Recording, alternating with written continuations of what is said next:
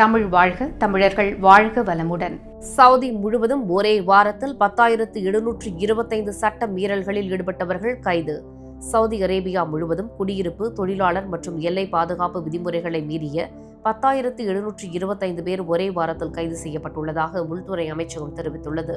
June 4 முதல் June 10 தேதி வரை நடைபெற்ற விசாரணையின் போது 5,899 குடியிருப்பு சட்ட மீறல்கள், 3,084 எல்லை பாதுகாப்பு சட்ட மீறிகள் மற்றும் 1,742 தொழிலாளர் சட்ட மீறிகள் கைது செய்யப்பட்டனர்.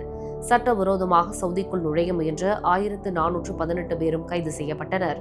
இவர்களில் 55% எத்தியோப்பியா நாட்டவரும், 43% ஏமன் நாட்டவர்களும், மீதமுள்ள 2% பிற நாடுகளைச் சேர்ந்தவர்களும் ஆவர். மேலும் சட்டவிரோதமாக நாட்டை விட்டு வெளியேற முயன்ற 34 பேர் கைது செய்யப்பட்டதுடன் விதிமீறிகளுக்கு தங்குமிடம், போக்குவரத்து அல்லது வேலை வாய்ப்பு வழங்கிய 18 பேரும் பிடிபட்டனர். தற்போது 22,026 பேர் சட்ட நடவடிக்கைகளுக்கு உட்படுத்தப்பட்டு வருகின்றனர்.